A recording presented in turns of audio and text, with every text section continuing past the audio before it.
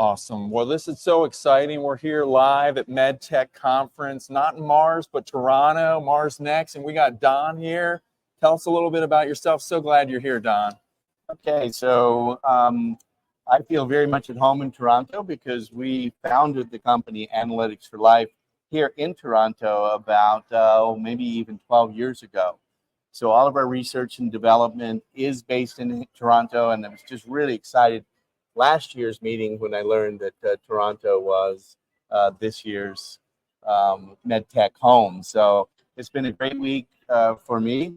I have been involved with Analytics for Life, the parent company, but CorVista is our U.S. subsidiary where we're doing business in the U.S. and providing services through CorVista.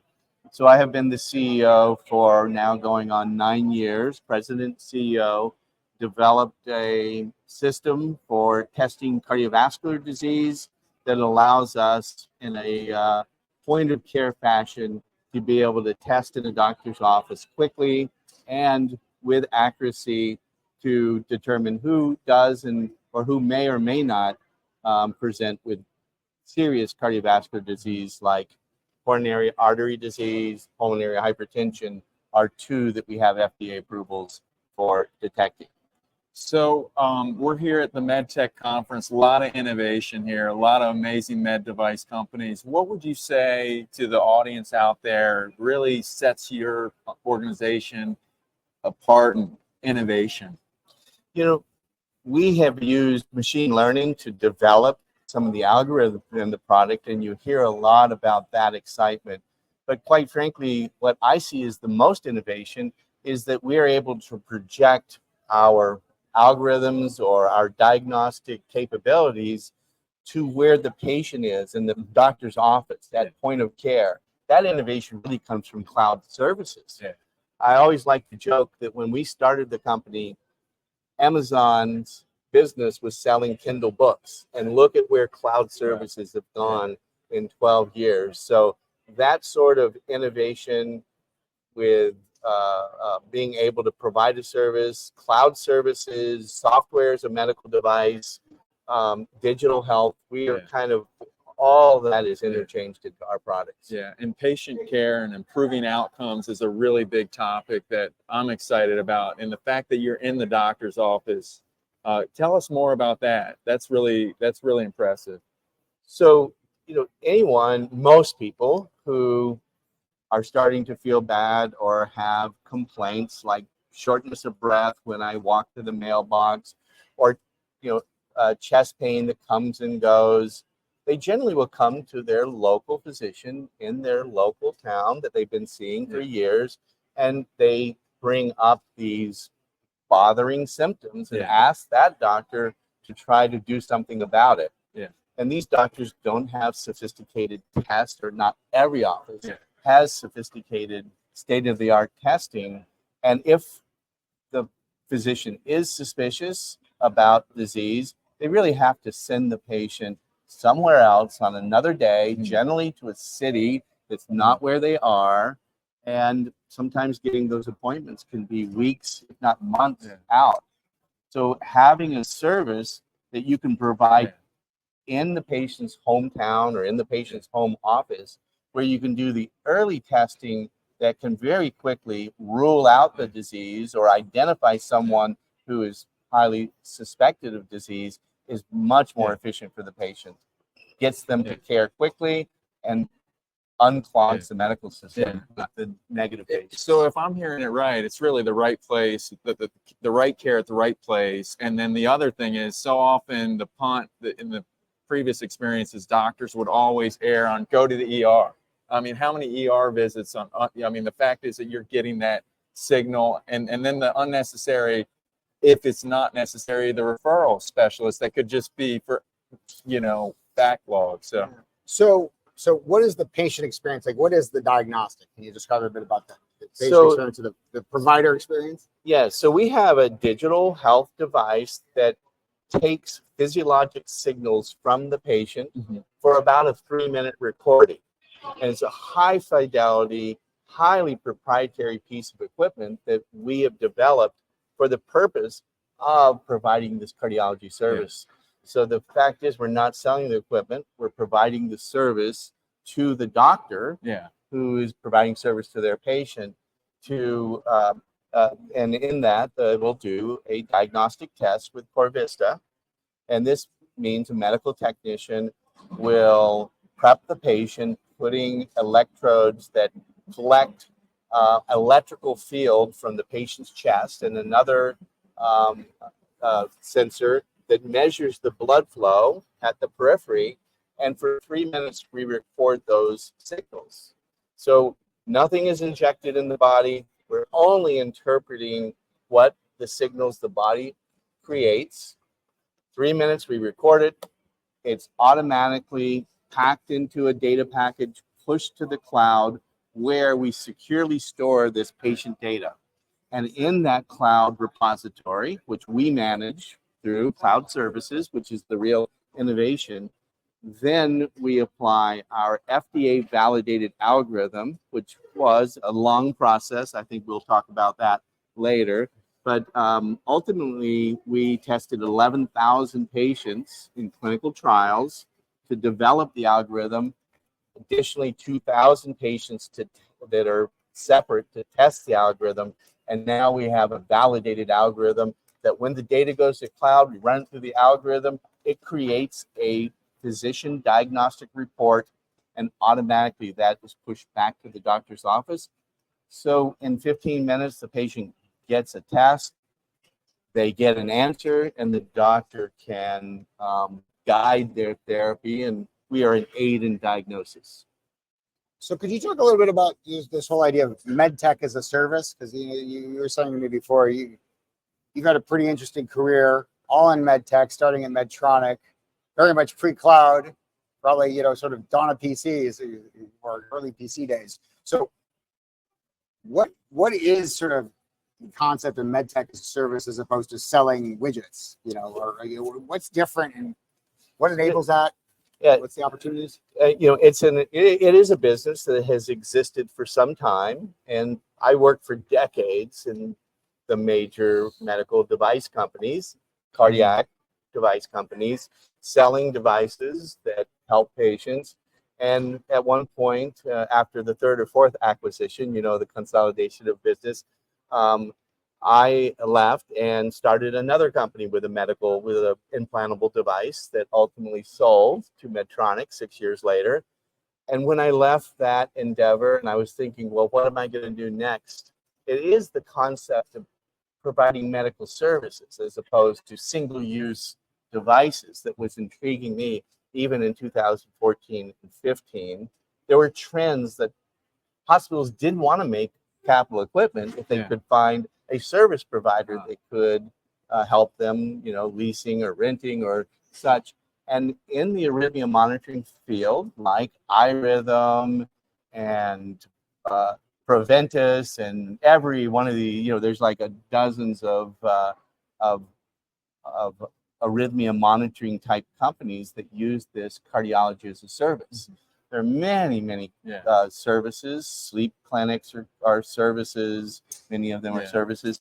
And so I envisioned that I would want to be working in a service delivery as opposed to making a device and selling a device. And ultimately, as I was introduced into CorVista with this concept of being able to help physicians detect serious cardiovascular disease, we really came very quickly to how can we do this and project it where the patient wants it, which is in their local office. Then how then can we provide the distribution? And you talk about AI and machine learning algorithms. It's almost like kitchen sink names these days. But the challenge is, how do you get paid for an algorithm? You bundle it into the digital health package with cloud service connectivity and validated machine learned algorithm as a package. You then provide that as a service as opposed to selling it. And we take the service, and our vision of the company, even though we have all this high-tech equipment, it really is, how do we make things easier for the patient, for the physicians, for the medical technicians, for the billing agents? It's a whole variety of things that we do to project and make it easy for the patient to get access to this. Make the patients better and make the docs better, make healthcare better. And another benefit of all of this is we are able to, because the equipment is really small, it's not overly expensive, it's unique, that we can, and that all you need to do the test is either a Wi-Fi signal or a cellular signal. We can project this out to the underserved areas, the rural areas that's more than 40 or 50 miles from the big city. The underserved areas, even in big cities where they don't have sophisticated testing.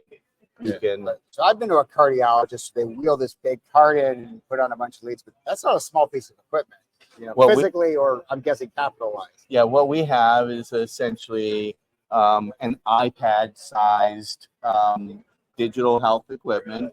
It can be handheld to move around, but it needs to be stationary on a table when you actually apply the capture of the signals. But it's an incredibly precise device, meaning the signals are just incredibly precision of the signals we receive, and we receive them at a high rate. We do it for 3 minutes, so you get a lot of the dynamic systems of the body. All of that is captured and pushed to the cloud, and that's where the efficiency for point of care, delivery to the underserved, and really the rural community, which I don't know if you have seen this in print, but an article came out. It was reprinted in USA Today and Newsweek that 50% of the counties in the United States don't have a cardiologist. So those patients actually have to travel for counties and counties, sometimes 100 miles in the west to get to, Cheyenne, so you actually can see a cardiologist. And this is a solution. So for that. what the actual person or staff, what level do you need to be able to do this? So this is, as I say, a very precise, high technology device. And we did the really hard thing, was make it easy to use. Okay. So it's a medical technician, not a nurse. Okay. Just a MA, is what medical assistant, who applies the test, conducts the test, gets the report to deliver to the doctor. The doctor interprets the test along with everything they know about the patient to determine, their care pathway, whether it's you're negative, we know you don't have disease, or you might be positive, so now we need to get you to the right doctor with some degree of urgency. 2 months from now might not work for some patients, and they get to make that decision. So that's where we use this, commonly we call it MedTech 3.0 because it's the marriage of digital health, machine learned algorithm, but most importantly, that connectivity that allows you to project it. You've really kind of got the full technology stack of new innovation. So you said 12 years, the company?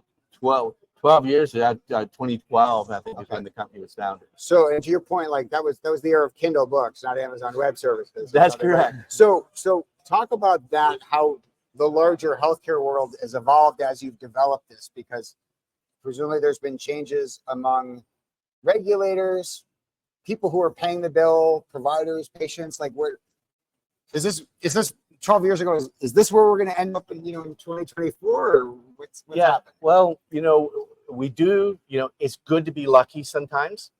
So this whole issue with COVID and home testing, telehealth was great in 15, 16, 17, but it wasn't like widely adopted.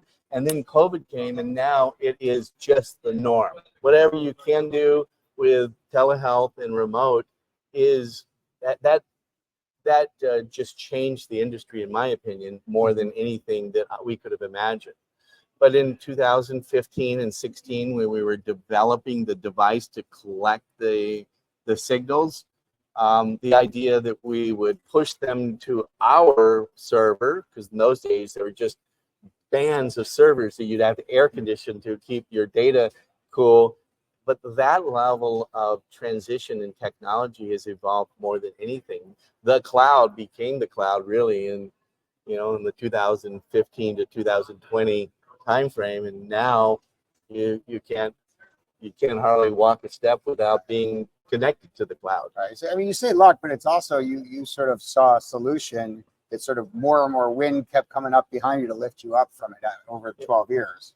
And the idea that we wanted to do it as a service at point of care. We didn't want these big machines. We couldn't put a server in every doctor's office, but by able to connect and allow us to push this data efficiently to the cloud, store it safely, because that's probably our most critical requirements, is that we deal with personal health information. We have to manage that with the utmost of care. And that's a big part of the processes that we have at CorVista. Well, I feel like if you picked up on something so early in terms of cloud connectivity, new sensors, miniaturized computers, AI, ML, service-based offerings, any stocks you would recommend if I'm got a 12-year horizon here? I feel like you're the person to ask. I tell you, whatever I would pick, you should do the opposite. So I have about as much luck at that as you do. Gotten pretty strong on this one. So,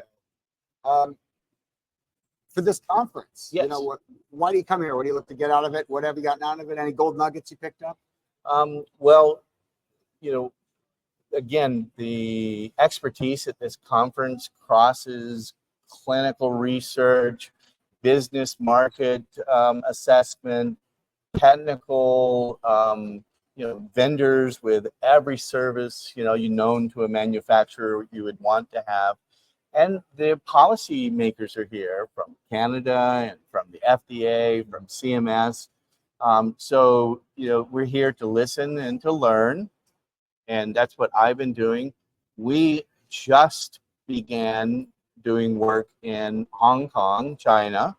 We did some early clinical work, but now we are commercial, doing cases in Hong Kong. And I sat on an hour-and-a-half conference yesterday from general managers of GE and Medtronic, talking about both the challenges and benefits of the second largest market in the world. And I don't know where I could have ever gone and hear the questions and hear the interaction. So that was, I think I've told our team that was a real highlight for me yesterday. Awesome. Well, I guess we just end there. I mean, where else do we go? Mars next, maybe. Mars next. This idea of patients needing cardiovascular services, what we have learned is this is a global issue. It's a bigger issue in China than the U.S. Wow. It's a huge issue in Brazil. India. It's in India. I mean, anywhere where you've got large populations who all don't live near the high technology centers, we think we have a solution, and we want to we're demonstrating that we do have the ability to project beyond even democratization of this. Right. Well, thank you for coming out. Thank you, Randy. Thank you so Michael. much, Don. Appreciate it.